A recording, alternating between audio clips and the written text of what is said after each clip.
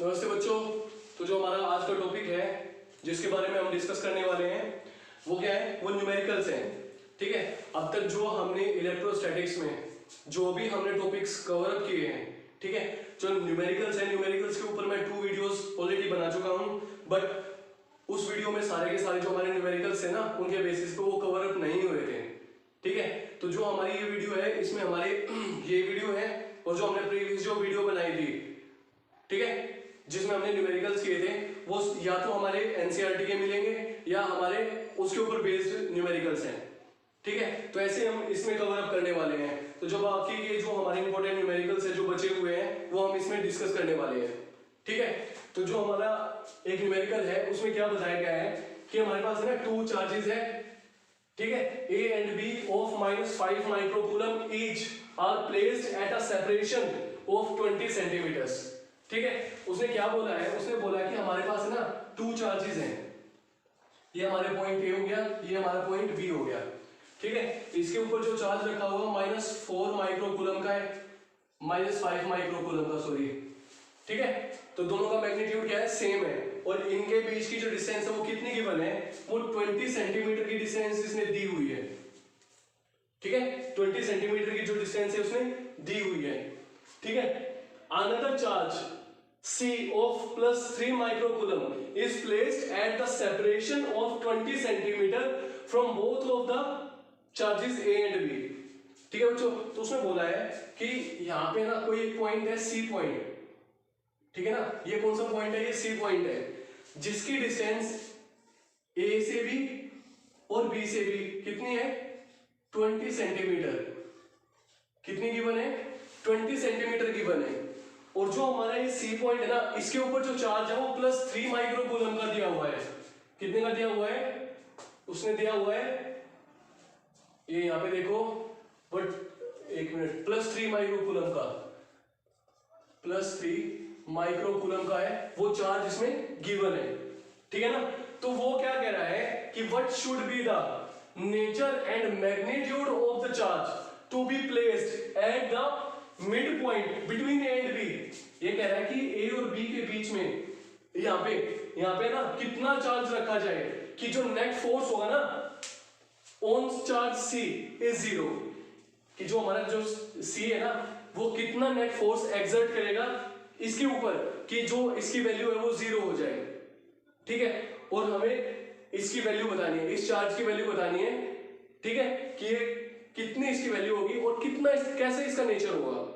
ठीक है बच्चों, तो चलो सॉल्व करते हैं। तो सबसे पहले एक चीज देखो, जो हमारा A है और B है, जो सॉरी A और C है, ये क्या है, ये इसका मैग्नीट्यूड कम है, इसका मैग्नीट्यूड ज्यादा है।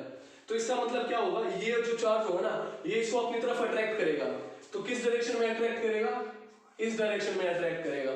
ठीक है, तो हमने सपोज कर लिया कि ये F1 फोर्स है, F1 फोर्स के साथ ये इसको अपनी तरफ अट्रैक्ट करेगा। ठीक है बच्चों, अब यहाँ पे भी देखो, यहाँ पे भी -5 माइक्रोकूलम का है और ये कितने का है, ये 3 माइक्रोकूलम का है। ठीक है, तो ये क्या करेगा, ये भी इसको अपनी तरफ अट्रैक्ट करेगा। कितने फोर्स के साथ, हमने सपोज कर लिया कि जो हमारा फोर्स है ना वो F2 फोर्स है जिसके साथ ये इसको अपनी तरफ अट्रैक्ट करेगा। ठीक है, और ये जो हमारा ट्राइंगल है वो कैसा ट्राइंगल है, ये हमारा इक्विलेटरल ट्राइंगल है। कौन सा ट्राइंगल है, इक्विलेटरल ट्राइंगल है। तो हमें पता है कि जो हमारा इक्विलेटरल ट्राइंगल है ना, ठीक है, उसमें हर एक जो एंगल होता है वो कितने डिग्री का होगा, वो 60 डिग्री का होगा। ठीक है, तो जो हमारा F1 और F2 है इसके बीच का जो एंगल है वो कितने का है, वो हमारा 60 डिग्री का है। ठीक है बच्चों, तो अब हमें क्या निकालना है, अब हमें एक रिजल्टेंट फोर्स निकालना है, और रिजल्टेंट फोर्स की डायरेक्शन क्या होगी, नीचे की तरफ एक्ट करेगा।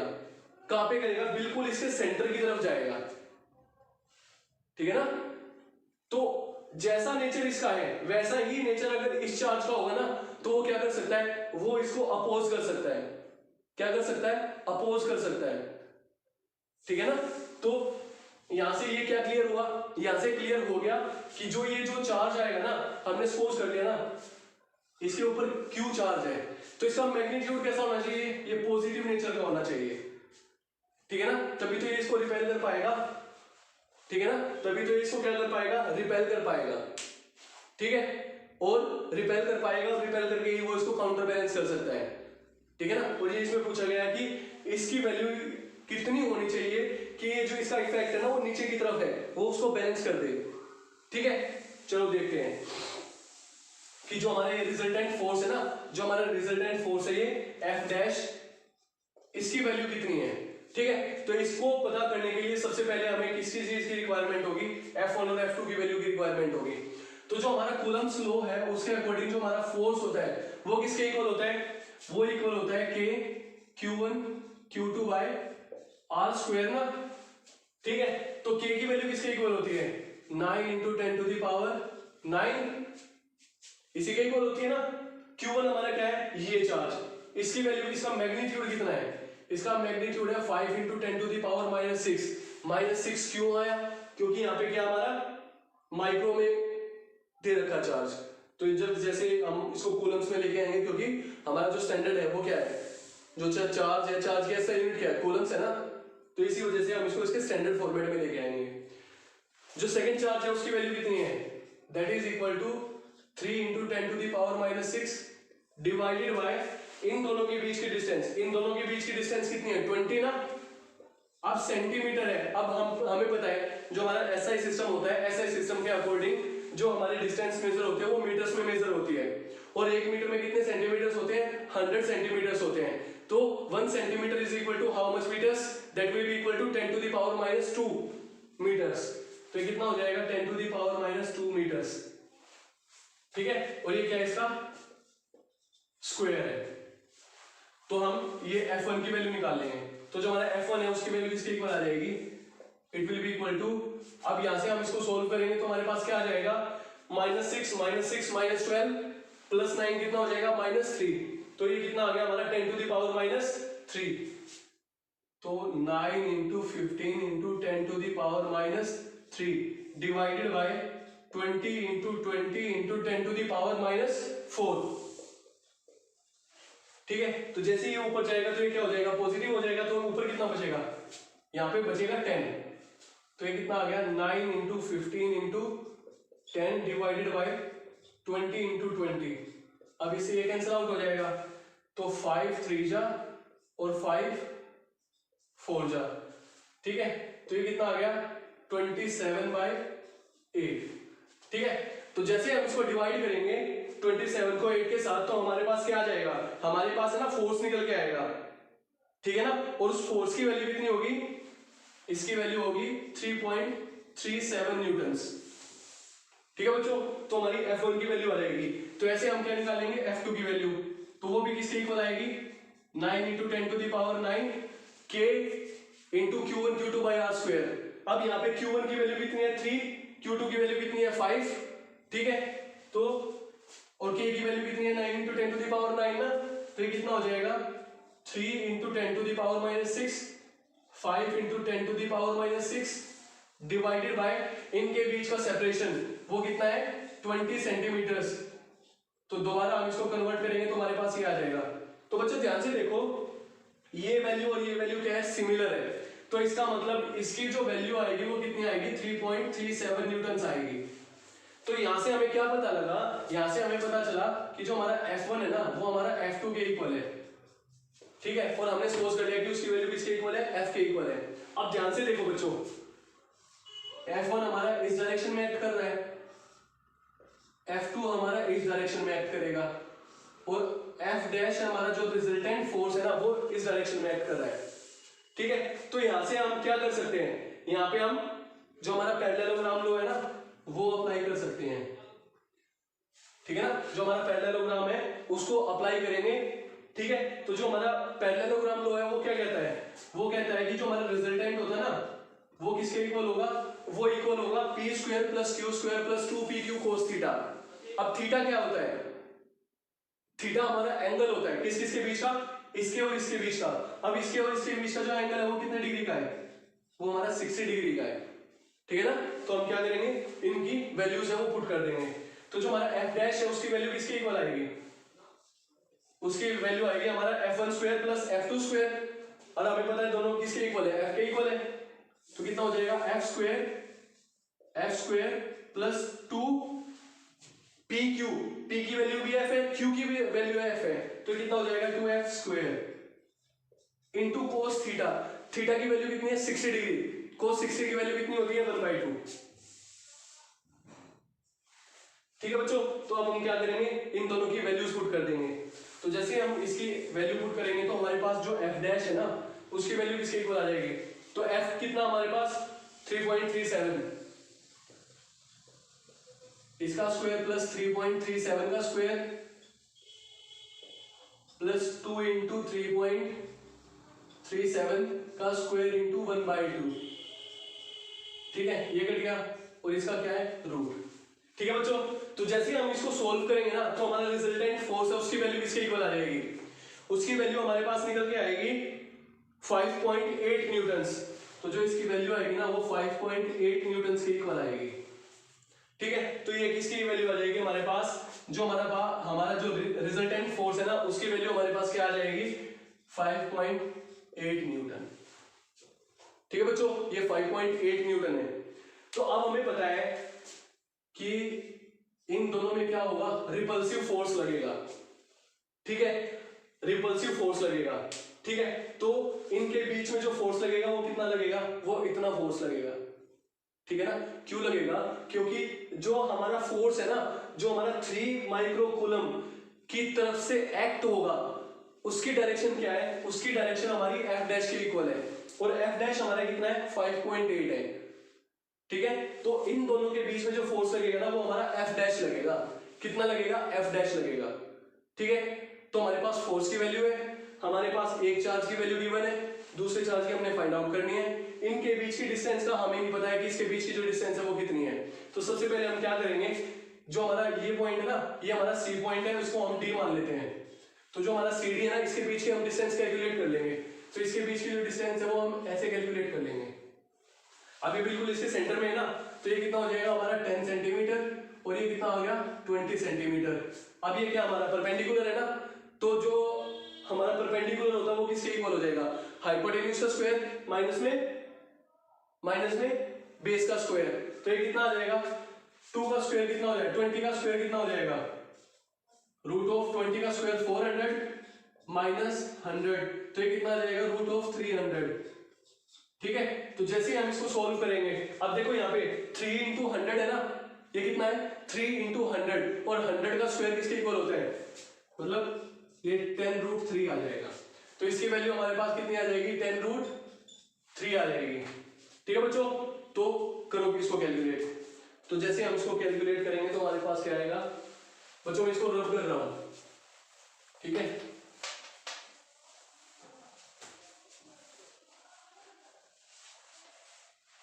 तो बताओ जो हमारा फोर्स है वो कितना है, F इज इक्वल टू के Q1 Q2 bye are square है ना।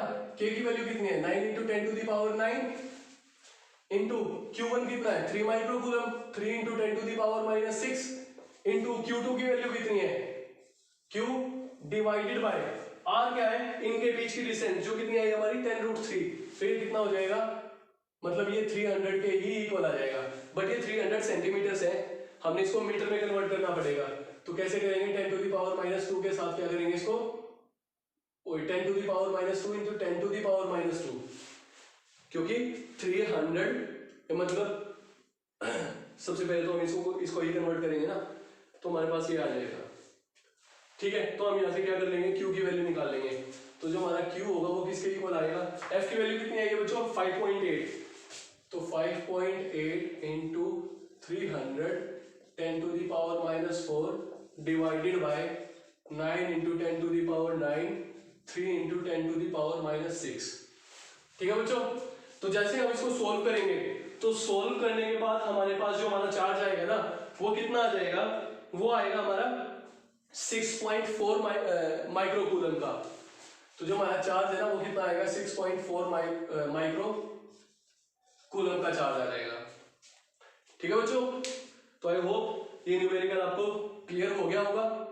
ठीक है, फ्यूचर में अगर ये आपके एग्जाम में आता है या कहीं पे भी आता है तो आप मुझे लगता है कि सोल्व कर लोगे। ठीक है, तो जो हमारा नेक्स्ट न्यूमेरिकल है हम उसकी तरफ चलते हैं।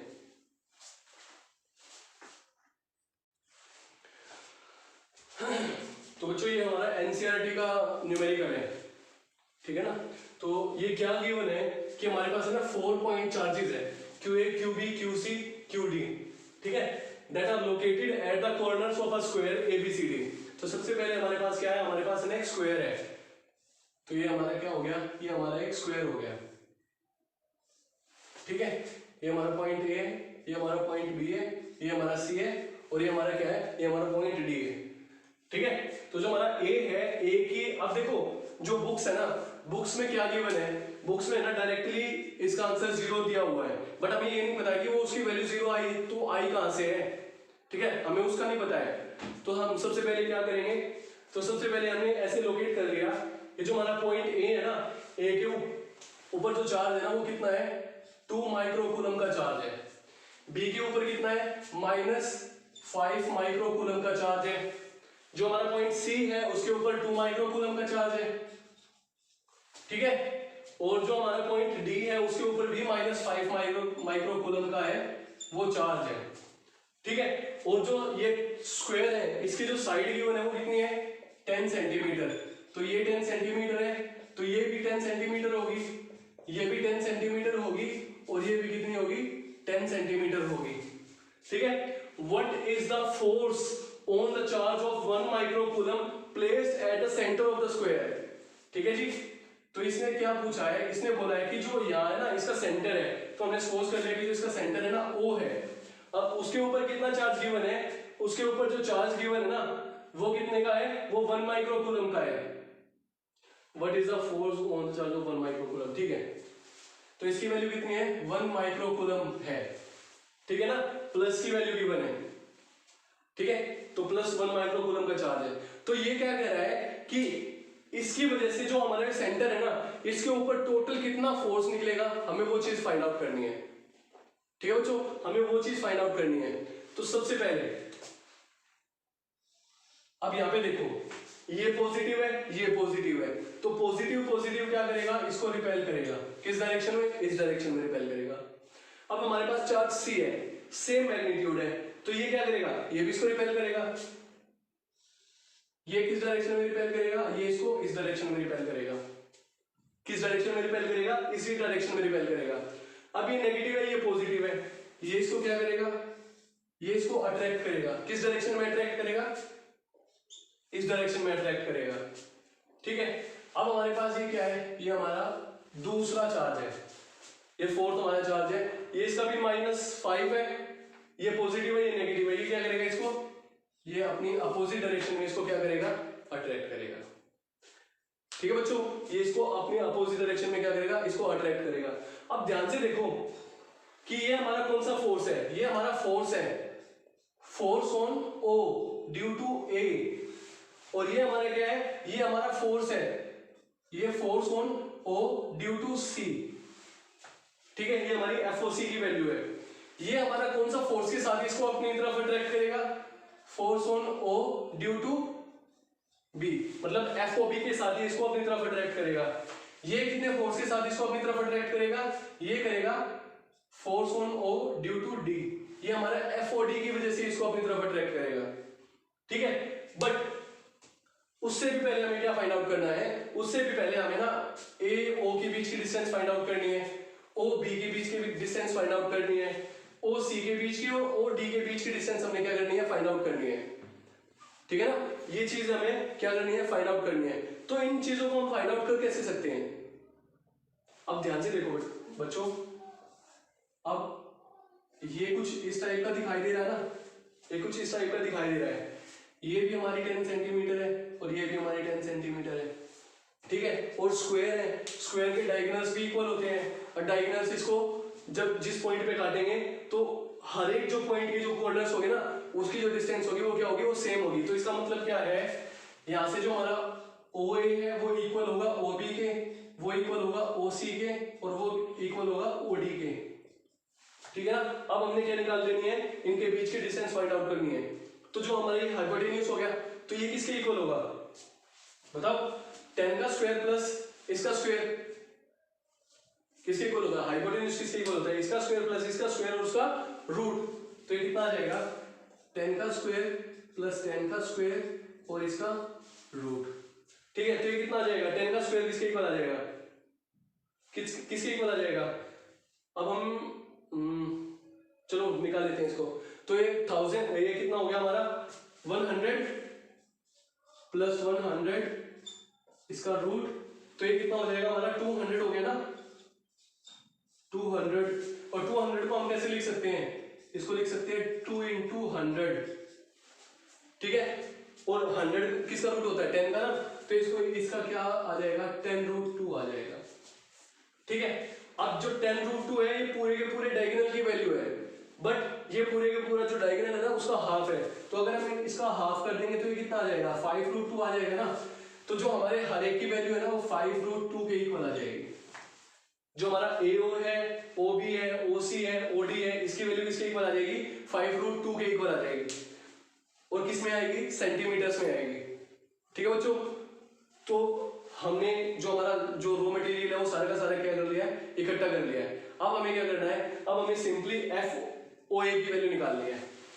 अब एक चीज देखो, जो हमने स्टडी किया था कूलम्ब्स लॉ वेक्टर फॉर्म में किया था ना, तो कूलम्ब्स लॉ वेक्टर फॉर्म में हमने स्टडी किया था, तो जो हमारा F12 था वो किसके इक्वल था, नेगेटिव ऑफ F21 के इक्वल था ना, ठीक है। ये चीज हमारे काम आने वाली है, ठीक है बच्चों। तो हम ये चीज फाइंड आउट करते हैं। सबसे पहले हमारा क्या होगा, FOA की वैल्यू निकालेंगे हम। तो FOA क्या होता है हमारा K, ठीक है, मतलब फोर्स इसके और इसके बीच में, ये जो हमारा ये चार्ज है और इस चार्ज के बीच में K हो गया। Q1 की वैल्यू कितनी है 2 माइक्रोकूलम, 2 × 10⁻⁶।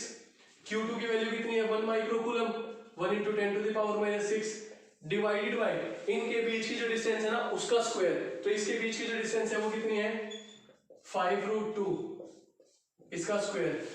मैं इसको सेंटीमीटर में ही लेके चल रहा हूं, ठीक है। इसका पर्पस भी है वो मैं आपको बाद में बताऊंगा, और यह आपको अपने आप ही समझ में आ जाएगा, ठीक है बच्चों। तो हमने FOA की वैल्यू निकाल ली, ठीक है। अब हमने क्या निकालनी है, FOC की वैल्यू निकालनी है, FOC की वैल्यू निकालनी है। तो FOC हमारा क्या है, FOC हमारा क्या हो जाएगा, दोबारा हम निकालेंगे K। FOC मतलब force in between O and C, और C के बीच का जो चार्ज है वो कितना है 2 माइक्रोकूलम का और 1 माइक्रोकूलम का। तो 2 × 10⁻⁶ इंटू 1 × 10⁻⁶ डिवाइडेड बाय इनके बीच की जो डिस्टेंस है उसका स्क्वायर। तो वो कितनी है 5√2 है इसका स्क्वायर, ठीक है। ये हम निकाल चुके हैं। अब हमने क्या निकालना है, FOB की वैल्यू निकालनी है। तो जो हमारा FOB है वो किसके इक्वल है, FOB है वो किसके इक्वल है, मतलब force in between O and B ना। तो O और B के ऊपर जो चार्ज है वो -5 है और 1 माइक्रोकूलम का है। K × -5 सॉरी K × 5 × 10⁻⁶ इंटू 10⁻⁶, 1 × 10⁻⁶ लिख लो या 10⁻⁶ लिख लो, कोई फर्क नहीं पड़ने वाला है, अपॉन इनके बीच की डिस्टेंस। तो वो कितनी है 5√2 है और इसका स्क्वायर, ठीक है बच्चों। अब हमने क्या निकालना है, FOD की वैल्यू निकालनी है, FOD की वैल्यू निकालनी है। तो वो किसके इक्वल हो जाएगा, K 5 × 10⁻⁶ इंटू 10⁻⁶ अपॉन इनके बीच की डिस्टेंस जो कितनी है 5√2 है, इसका स्क्वायर है, ठीक है बच्चों। हमने निकाल लिया है। तो अब जो हमारा सुपरपोजिशन प्रिंसिपल है वो क्या कहता है, वो भी तो यही कहता है ना कि जो हमारा टोटल जो हमारे चार्जेस है उसकी वजह से किसी एक पॉइंट के ऊपर जितना फोर्स लगेगा ना, जो टोटल फोर्स होगा वो क्या होगा, इंडिविजुअल ने जितना इस पॉइंट के ऊपर फोर्स लगाया उसके सम के इक्वल होगा, ठीक है। तो जो हमारा टोटल फोर्स होगा वो किसके इक्वल होगा, it will be equal to FOA plus FOC plus FOB plus FOD, ठीक है। तो बच्चों जो हमने हमारा जो कूलम्ब्स लॉ वेक्टर फॉर्म में किया था वो हमारे ये था ना F12 is equal to minus F21 के इक्वल था ना, क्यों था, क्योंकि वो इक्वल फोर्स से बट अपोजिट डायरेक्शन में एक्ट कर रहे थे ना। अब यहाँ पे भी देखो जो हमारा FOA है और FOC है वो क्या है, वो इक्वल है कि नहीं है, आप टैली कर सकते हो, ठीक है, वो इक्वल है। और ध्यान से देखो फिगर में दोनों के दोनों क्या है, अपोजिट डायरेक्शन में है। तो इसका मतलब क्या हुआ, जो हमारा FOC है वो क्या है, नेगेटिव ऑफ FOA है, तो माइनस FOA के इक्वल है, प्लस FOB। अब ध्यान से देखो बच्चों, जो हमारा FOB है और जो हमारा FOD है, जो हमारा FOB है और जो हमारा FOD है वो क्या है? ध्यान से देखो, दोनों का जो मैग्नीट्यूड है वो क्या है? सेम है ना, दोनों का मैग्नीट्यूड सेम है। बट यहां से देखो फिगर में, दोनों के दोनों की जो डायरेक्शन है वो क्या है? अपोजिट डायरेक्शन है। तो इसका मतलब जो हमारा FOD है वो किसके इक्वल है? वो नेगेटिव ऑफ FOB के इक्वल है ना, नेगेटिव ऑफ FOB के इक्वल है। तो हम क्या करेंगे, जो हमारी इक्वेशन है ना, इसको सिंप्लीफाई कर लेंगे। तो जैसे हम इसको सिंप्लीफाई करेंगे तो हमारे पास क्या आ जाएगा? F of A plus FOB minus FOB। अब ध्यान से देखो बच्चों, इससे ये कैंसिल आउट हो गया, इससे ये कैंसिल आउट हो गया, तो टोटल फोर्स कितना है हमारा? 0 ना। तो टोटल 0 फोर्स एक्ट करेगा, कहां पे एक्ट करेगा? इसके सेंटर पे। क्यों करेगा? क्योंकि इन सारों ने मिलके इसके ऊपर जो फोर्स लगा है ना वो 0 के इक्वल है। ठीक है बच्चों, तो मुझे लग रहा है कि जितने भी न्यूमेरिकल्स हमने किया है वो सफिशिएंट होंगे। अगर नहीं भी है तो हम और ज्यादा कर लेंगे। ठीक है, तो मुझे I hope this video will be beneficial for all of you. Okay, thanks for watching this video. If any one of you have any confusion, any doubt in any topic or in any numerical, so please contact to me, okay, to get the solution of that numerical.